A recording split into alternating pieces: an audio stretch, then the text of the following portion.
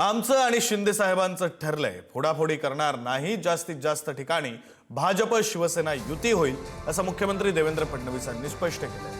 पुण्यामध्ये भाजप आणि राष्ट्रवादी समोरासमोर लढताना दिसेल। भाजप राष्ट्रवादीत स्वतंत्र पण मैत्रीपूर्ण लढत होईल असंही फडणवीस म्हणाले। तर दोन्ही ठाकरे एकत्र आले किंवा नाही आले तरी विजय आमचाच होईल असा दावाही फडणवीसांनी केला। त्यामध्ये मात्र अजितदादांची आमची चर्चा झालेली आहे। आम्ही दोघेही इथले मोठे पक्ष आहोत। भाजपने 5 वर्ष चांगल्या पद्धतीनं पुण्याचा विकास केलेला आहे। त्यामुळे कदाचित पुण्यामध्ये राष्ट्रवादी काँग्रेस आणि भारतीय जनता पार्टी अमोरासमोर लढताना त्या ठिकाणी पाहायला मिळतील।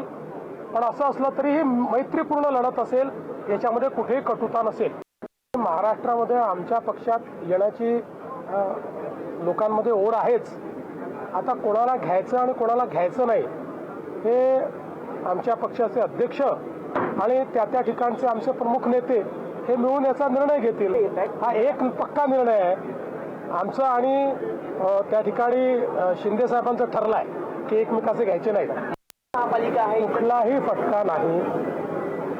दोन्ही ठाकरे एकत्रित आले तरी नाही आले तरी, दोन्ही ठाकरे एकत्रित आल्यानंतर काँग्रेसही त्यांच्यासोबत गेली तरीही मुंबईकर भारतीय जनता पार्टी शिवसेना आमच्या महायुतीलाच निवडून देतील। कारण आमचा कारभार, आम्ही केलेला मुंबईचा विकास आणि मराठी माणसाचं आम्ही जोपासलेलं हित हे सामान्य मुंबईकरांनी पाहिलेलं असल्यामुळे मुंबईकर आमच्यासोबत राहतील।